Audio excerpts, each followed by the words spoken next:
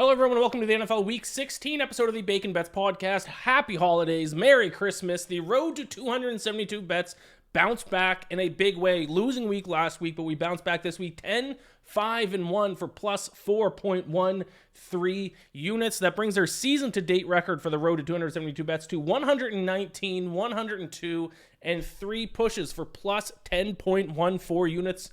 We're up over double digits now.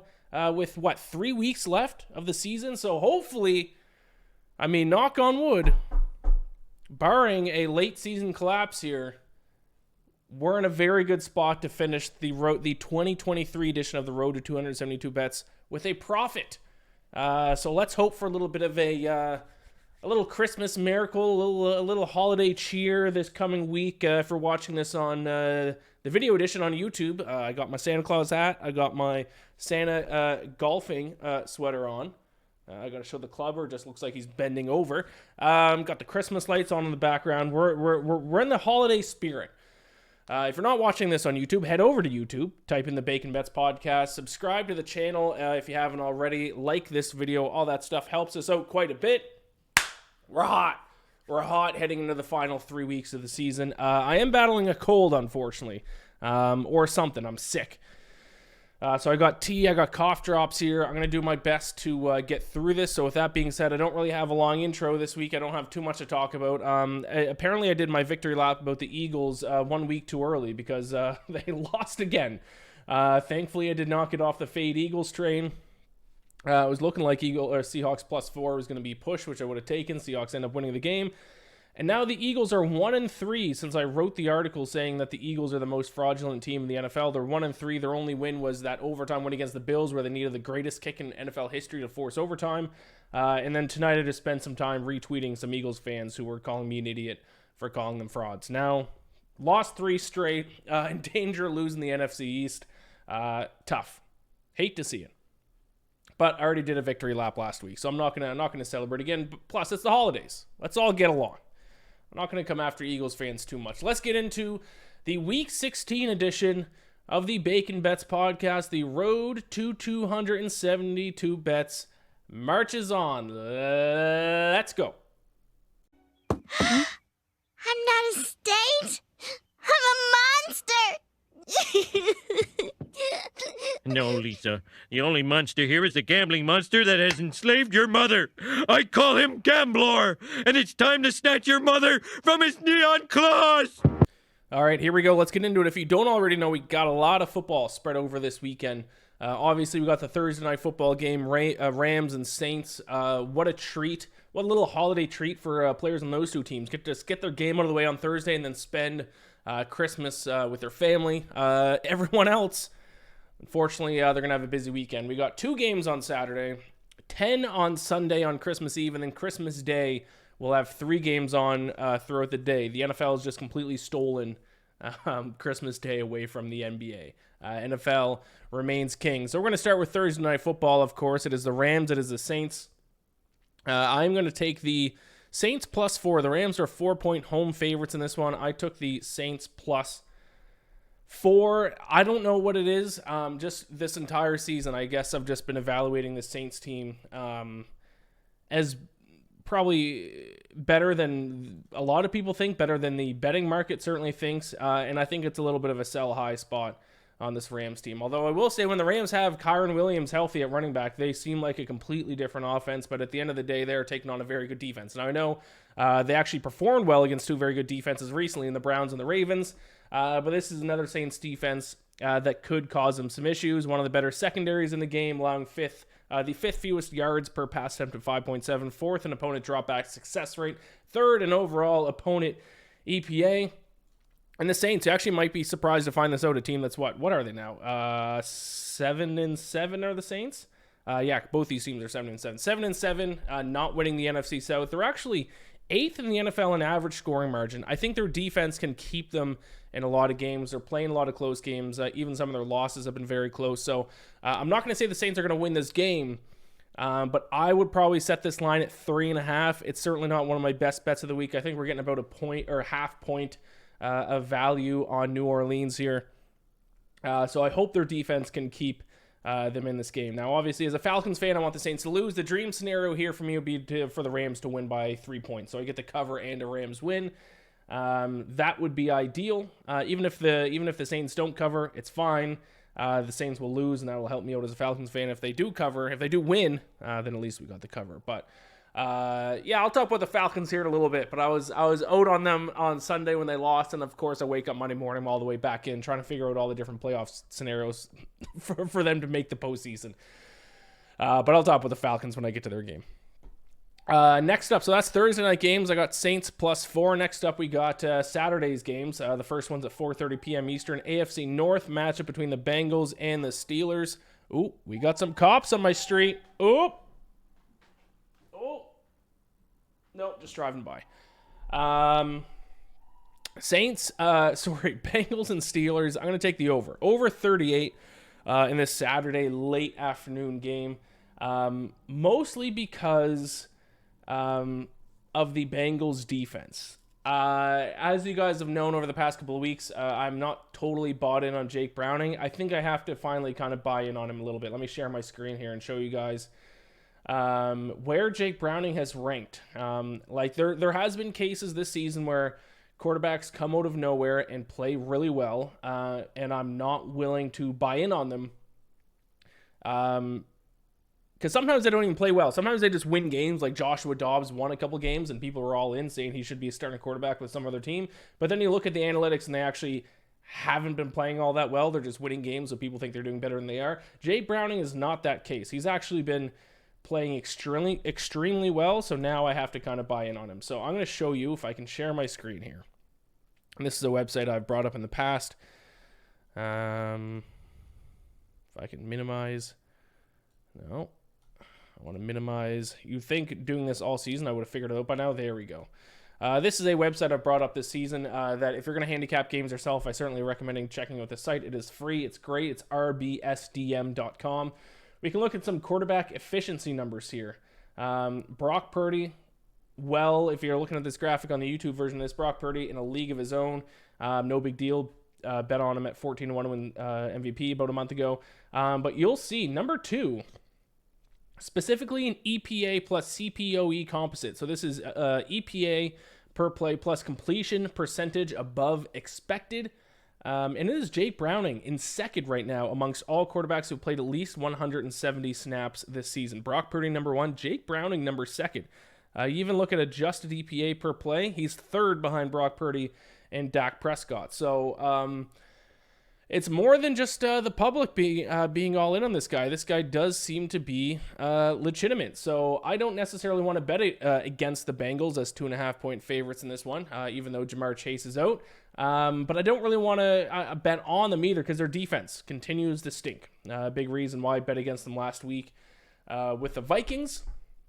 And it is why I'm not going to necessarily bet on them this time either. 29th in opponent EPA per play, 31st in opponent success rate, 31st in opponent yards per play. So the Bengals, the Bengals defense has a lot of issues, so I'm just going to take the over. Good offense with Jake Browning, even with Jamar Chase. Bad defense. I don't really know what to think of the Steelers with Mason Rudolph playing quarterback, so I'm going to avoid the Steelers altogether in a sense. I'm just going to take the over 38 between the Bengals and the Steelers on Saturday.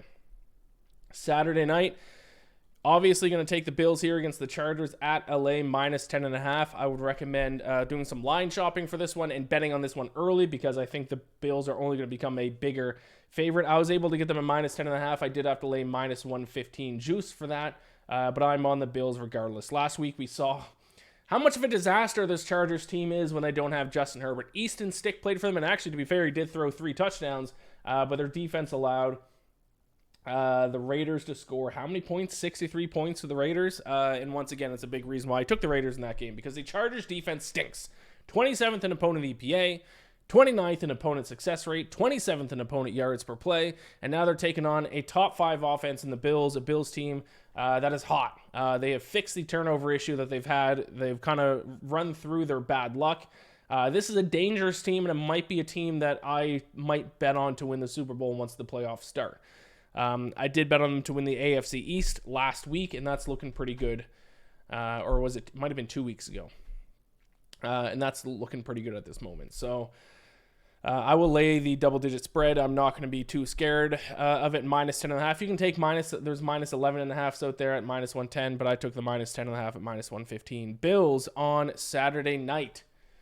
We are moving on to Christmas Eve games. And the first one we're going to talk about here is the Seahawks against the Titans. I bet on the Seahawks +4 against the Eagles. I will bet on the Seahawks again here, a minus 2.5. I don't really have much to say about this game, but I think there is a huge stylistic mismatch between the receivers of the Seahawks and the secondary of the Titans. Now, it looks like Drew Lock, who's actually played pretty well here the past couple of weeks, I would expect he's going to get the start once again. How much better is he than Geno Smith? I don't really know. I would say the two quarterbacks are pretty comparable, but what I do know is they have one of the top receiving cores in the NFL. If you look at JSN, you look at DK Metcalf, you look at Tyler Lockett, and now they take on a Titans secondary that is 30th in both opponent dropback success rate and opponent dropback EPA. They also allow 6.9 yards per pass attempt. So I think the story of this game is pretty straightforward. It's the Seahawks receivers against the Titans secondary. I would jump on this sooner rather than later. I would suspect that the Seahawks might become a 3.5 point favorite. So I got them at 2.5. Seattle minus 2.5, minus 110. They are on the road in Tennessee, which isn't great because they haven't played that well on the road this season. But I just don't see enough from the Titans offense to see how they can hang with the Seahawks. So I'll take Seattle minus 2.5. We're grinding here. We're grinding through this. I don't know if it's a cold. I don't know if it's COVID. I don't know if it's a flu, but I felt like shit when I woke up today. All right. It's time to talk about my goddamn Dirty Birds. I was pissed when they lost. They had to go probably 3-1 down the stretch to make the playoffs. And you would think playing the worst team in the NFL, the Carolina Panthers, that was a win. So I was like, all right, then we got to win 2 of 3 against the Colts, Bears, and Saints, which seemed doable. But then you go to Carolina in a torrential downpour. Desmond Ridder throws what felt like his 15,000th turnover in the red zone this year. They lose 9-7 to the worst team in football. I wanted Arthur Smith fired. I wanted Desmond Ridder cut. I wanted Arthur Blank to sell the team. I wanted them to even fold the franchise. I wake up Monday morning and I'm on ESPN playoff predictor trying to figure out how the Falcons can make the playoffs. The Falcons got to win out. If the Falcons win out, they're in a great spot. They need the Falcons to win out. They need the Buccaneers to lose to the Jaguars this week. If that happens, we're looking at a playoff spot. Although Seahawks winning, beating the Eagles tonight, actually, now that I think about it, doesn't help. I'll have to redo my numbers. But let's just try to win the NFC South. My point in me saying this, I'm just going to go down with the ship. Screw it. It's an idiotic thing to do. It's masochistic. It's only going to set me up for more heartbreak. This team sucks. Going down with a ship, baby. Give me Falcons +2 against the Colts. If I take all my bias out of it and I just try to look at the numbers, which I'm trying to do when I decide what teams I'm going to bet on a weekly basis in the NFL, I actually do like the Falcons. Now, the issue is sometimes you do have to, a team does have to pass the eye test, and the Falcons certainly don't. But Falcons have the far superior defense. They did just hold the Panthers to 9 points. That's a fact. They're 10th in opponent EPA per play, 4th in opponent success rate, 7th in opponent yards per play. They are a top 10 defense. The Colts are not. 13th, 17th, and 14th in those 3 respective defensive metrics. So the Falcons have the better defense. The Falcons also far superior at home. 9th in the NFL in net yards per play on their home field at +0.8. Much better than their ranking on the road. And now their offense, I can't really say much about their offense. Their offense has plenty of issues. Desmond Ridder stinks. He's not the guy moving forward. Arthur Smith, I think I saw somewhere like between Bijan Robinson, Drake London, and Kyle Pitts, they had, I think, a combined 17 touches against the Panthers. Like Arthur Smith just doesn't want to give his best players the football. So our offense sucks. But they're at home. Their defense is very good. I'll take the 2 points. I'm just going to go down with the ship. And if the Falcons lose and don't cover, I deserve it. I for some reason, I chose to be a fan of this team. I will go down with the ship. Give me the Falcons -2, -110. Browns, Texans. I have no choice but to take the under here. Now, I don't know if this is... I wish I didn't have to bet on Texans games until I found out if CJ Stroud's going to play, but I got to place all my bets Monday night, so I'll take the under 42.5. I want to bet against the Browns, and if CJ Stroud, if I knew he was starting, I would, but I can't do it if CJ Stroud is out. Let me actually bring up this graphic once again here.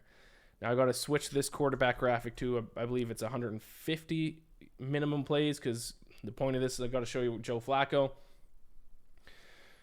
No, I got to lower it even more. Is it minimum 130 plays? Just going to go ahead and minimize myself there again on video so you can see what I'm looking at. Joe Flacco getting a lot of praise these past couple weeks, and he is doing enough to win games, but this is why I want to bet against the Browns, because look, now you have PJ Walker and Dorian Thompson-Robinson way off to the bottom left corner, but then it's Joe Flacco. He's only marginally better than those two guys. People are acting like Joe Flacco can lead this team to a Super Bowl. Let's pump the brakes.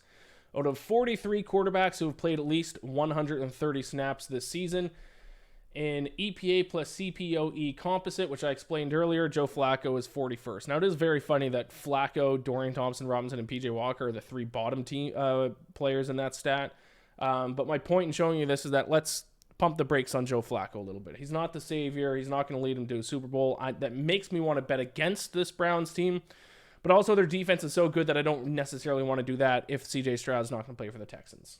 So because of that, I'll just do what you have to do when you're betting on a game that involves a team with a really good really good defense and a really bad offense, and take the under. I am surprised it's available at under 42.5 at minus 105. I would set this at what, 40.5? So actually, now if CJ Stroud plays, this total is probably set about right. If he doesn't play, we're going to get a lot of value on this. Impossible to tell. He was still in concussion protocol as of today. That's all we know. So with that being said, I'll go under 42.5, Browns and Texans. I'm sorry for snorting in the microphone. I know it's gross. I'm dying over here. I'm sorry. I'm trying not to. Packers against the Panthers. Everyone's going to be selling on the Packers here. I got to take them, though. Let's not let that win against the Falcons make you think the Panthers are a half-decent football team. Let's remember they still only scored 9 points, and it was a torrential downpour. Panthers suck. That's all I have to say about this game. Their offense is atrocious. They're dead last in yards per play. They average just 4.1 yards per snap. And the Packers, well, I know they kind of blew it. They were kind of locks to make the playoffs and then lost to the Giants and the Bucs. But overall, they're still 14th in the league in net yards per play. And they're playing the worst team in the NFL. I don't think I'm going to take the Panthers plus points unless it's a touchdown or more for the rest of the season. So I will take the Packers minus 4.5. I have very, very little to say about this game. The Panthers suck. The Packers are probably about the definition of average, but average is certainly a lot better than terrible, which is what the Panthers are. Packers minus 4.5, minus 110 in Carolina. You want to talk about a couple of terrible teams. This week, the New York Jets are playing the Washington Commanders. So this is a game to find out what happens when an extremely stoppable force, which is the Jets' offense, takes on a significantly easy-to-move object in the Commanders' defense. This is, if you look at EPA per play, the worst offense in the NFL, and the Jets taking on the worst defense. So when it's bad against bad or even worst against worst, which side do you take? If you've listened to this podcast this season and over the years, you know which side you take. You take the side getting the points, especially when that team is getting a field goal worth of points, which is what we're getting here. I will not lay 3 points on the Jets against any team in the NFL. Maybe the Panthers might be just about it. They're laying 3 points against the Commanders. I will certainly take those 3 points and hope for an absolute shit show. Now, the Jets' defense is very good, and they are better than the Commanders' offense. But this is not a pick'em game we're talking about. This is a field goal. This is the key number of 3, the magic number of 3. The Jets might score 3 points this game. It might end up as a 3-0 win for the Jets, and then you push. It might end up as a 7-6 win for the Jets, and then you lose if you're on the Jets. The Jets offense, dead last in EPA per play, dead last in success rate. I don't know off the top of my head where they are in yards per play, but I'm sure it's close to the bottom. 30th in yards per play. I have no interest in laying points no matter how good of a defense. This could end in a 0-0 tie. It's possible. So I'll take the 3 points with the Commanders. And when it's two toilet bowl, shitty-ass teams, you take the team getting the points. especially if that team's getting a full field goal, which is the case here. All right, we're halfway through the picks. I'm going to take a quick break. I'm going to try to blow my nose here, have a sip of tea, maybe take 5 minutes to just suck on a lozenge. And then I'll be back for the rest of my picks for Week 16 of the NFL. And then, of course, at the end of the podcast, I will recap my plays, give out my 5 best bets, and my teaser of the week. So I will be right back.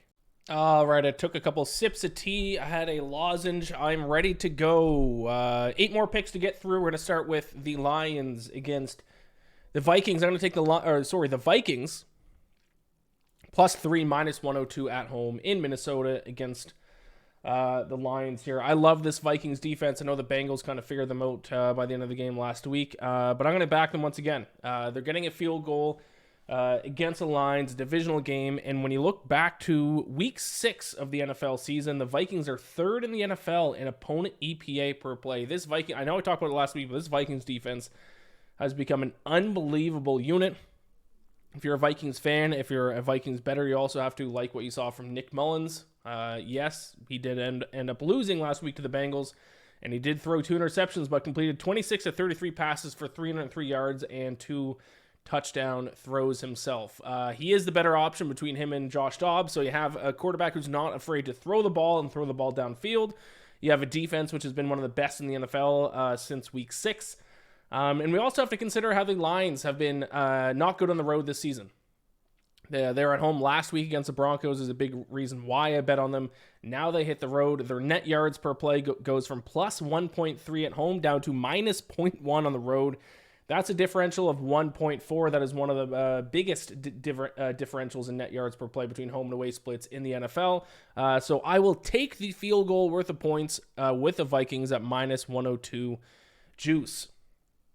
Jaguars and Buccaneers. Maybe I'm allowing my bias to play into this because as a Falcons fan, I desperately need the Jaguars to win this game. It's a pick 'em. So I'm going to take the Jaguars, -108. Now, I have been, pretty vocal about how the Jaguars are one of the most fraudulent teams in the NFL this season. But now I actually think the market has caught on to that, and I actually think the betting market has now overreacted, or I should say overcorrected to that fact. They still outrank the Buccaneers in net yards per play. And outside of last week's win against the Packers, I actually think Tampa Bay has won a lot of games I actually don't feel like they deserve to. It is funny, they're first in the NFC South. They're in the driver's seat to win the division. But between them, the Falcons, and the Saints, I actually think they're the weakest of the 3 teams, and a lot of metrics would back that up as well. But with that being said, Trevor Lawrence should have a good game here. The Buccaneers are allowing 7.2 yards per pass attempt this season. They're in the bottom half of the NFL in the EPA and success rate stats when it comes to their secondary. And we also should keep in mind, let's just talk about how the Lions are worse on the road. The Jaguars significantly actually better on the road this season. One of the best road teams in the NFL. Their net yards per play improves from -1.2 at home up to +0.3 on the road.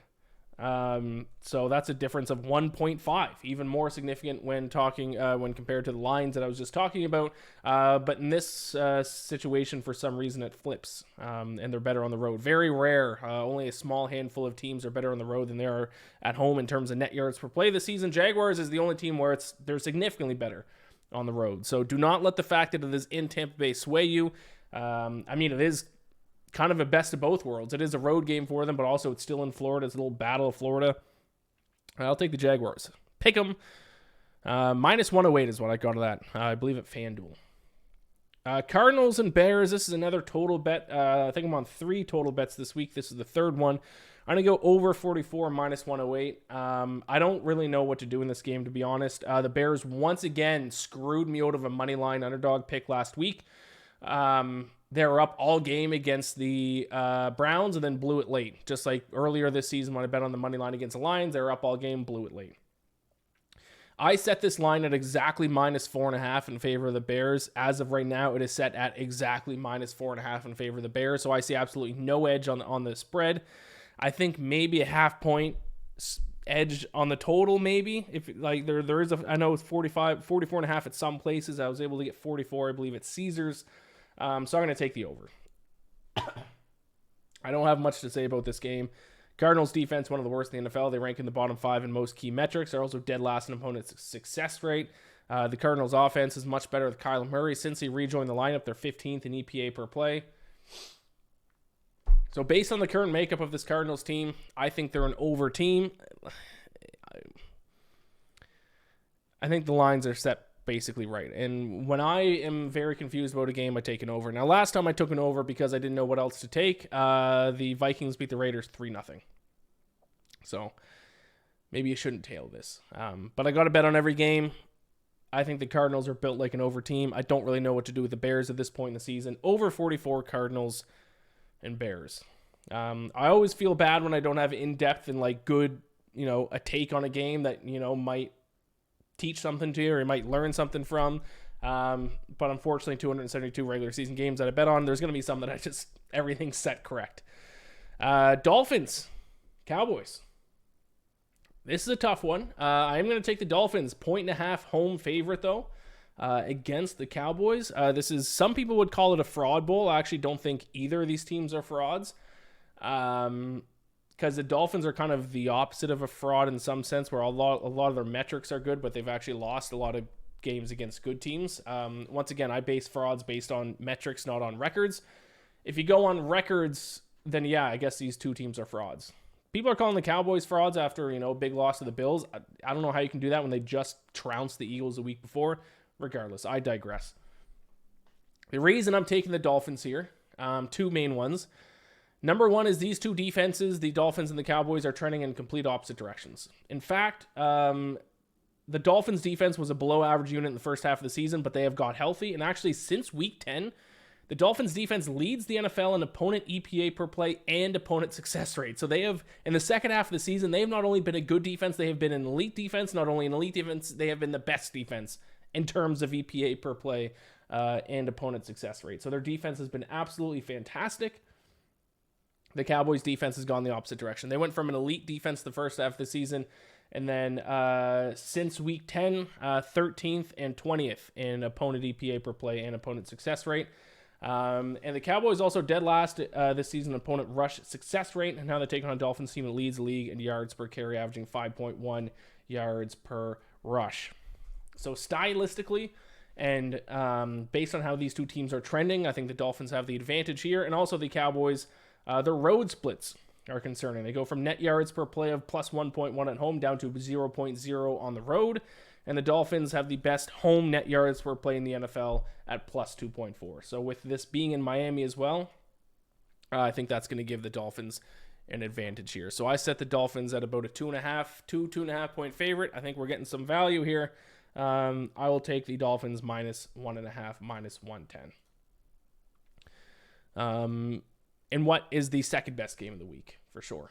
But second best game, first best game on the weekend, and then the Monday night is clearly the best game. Sunday night football. It is the Patriots. It is the Broncos, and sound the alarms. It is once again my upset pick of the week. Now, I'm surprised I've done this well with my picks this season without. I think I'm like, for my upset picks of the week, if there has been 15, I know a couple of weeks I've done two, so let's say I don't have the record in front of me, but let's say I've made like 19 upset picks. I think I'm like 4 and 15. I've been terrible at them, which has been a strength of mine in the past, has not been a strength of mine this season though.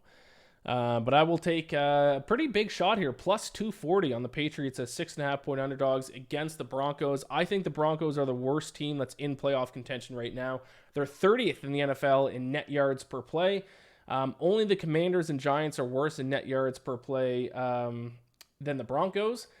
But what this game comes down to, in my opinion, is running the football, because the Broncos have played a style of defense, or a style of football, really, which is grind it out, run the football offensively, protect the football, and then try to play good defense. And it has worked to some extent this season. Now the issue. You can't play that style of defense against the number one best run defense in the NFL, and that's what the Patriots, not even close. Best run defense in the NFL by a mile. They allow 3.1 yards per rush. That's the best mark in the NFL by, I think, 0.4 yards, almost half a yard better than the next best team. First in opponent rush EPA, first in opponent rush success. And the Broncos run the football on 45.45% of their plays. That's the sixth most in the NFL. So if the Broncos can't run the football, and I really don't think they're going to, Yes, this will be a grinded out game, but it's going to be a grind out game that's going to work against them. So it's going to be a close game. If you just want my best bet of the week would just be Patriots plus 6.5. I'd be shocked if the Broncos win this game by more than a touchdown. But that's why I'm going to get aggressive, because I like the Patriots just that much. I'll take them on the money line. Plus 240 on the money line to upset the Broncos. On the night before Christmas, 'twas the night before Christmas, and all through the house, Iain Mac was sweating his Patriots underdog pick. What rhymes with house?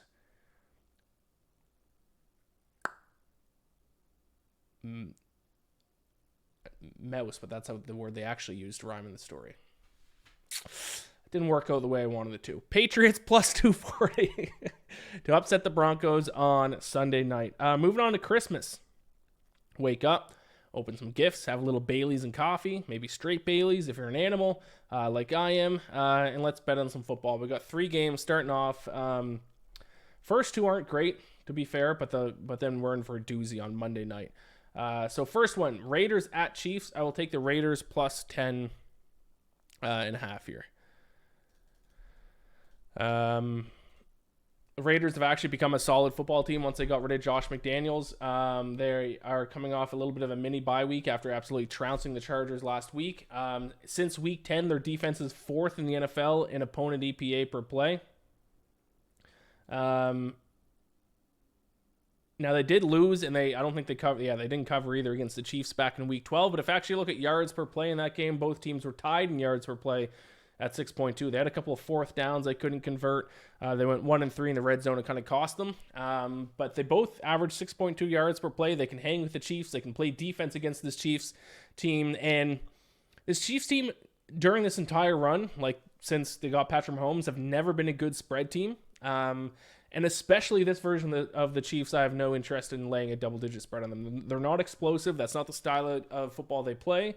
So even though this is at Arrowhead, I will take the 10.5 points with the Raiders, which hurts to say when I'm sick. Eagles, Giants. I'm extending a little olive branch here to Eagles fans. My Christmas gift to you, Eagles fans, is that I'm going to bet on your team. How about that? For the first time in a long time. When was the last time I bet on the Eagles? Let me take a look here. I took Seahawks this week. Obviously, I took Cowboys last week, took 49ers, took Bills, took Chiefs. Last time I bet on the Eagles was when they covered against the Cowboys in a game they didn't deserve to cover on November 5th. So I bet against them in 5 straight games. It's time for me to jump back on the Eagles here. 10.5 points. The Giants, in my opinion, might be the worst team in the NFL. Tommy DeVito comes out, throws a couple touchdown passes. For some reason, gets named NFC Offensive Player of the Week, despite he threw for like 160 yards. Like, what a charity case that award was. And then the Saints beat up on them and prove that this team is not good. The Eagles are an average team. They're barely, I'm afraid to call them a good team. I think they're kind of like an above average team. But an above average team can cover a 10.5 point spread against the Giants because the Giants stink. Dead last in the NFL in net yards per play at minus 1.4. The next worst team is minus 0.9. So a half a yard worse than the next worst team in net yards per play. 31st in both EPA per play and success rate offensively. The defense is in the bottom 10 in most metrics.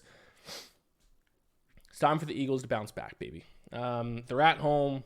They can beat up on this Giants team. This Giants team absolutely stinks. I will lay the 10.5 points. You're welcome, Eagles fans. Merry Christmas. Fly, Eagles, fly. And then finally, the game of the week, one of the games of the season. It could just very well be a Super Bowl preview. It is the number 1 seed in the NFC, the San Francisco 49ers, hosting the number 1 seed in the AFC, the Baltimore Ravens. It is a 5.5 point spread in favor of the 49ers. I'm going to take the Ravens. I will take the 5.5 points with the Baltimore Ravens. I even got minus 105 juice on it, I believe, at FanDuel. And the reason why is because of the run defense of the 49ers. The 49ers have been crushing everyone. They've been getting praised a lot, rightfully so. I still think they're the best team in the NFL, even though I'm betting against them this week.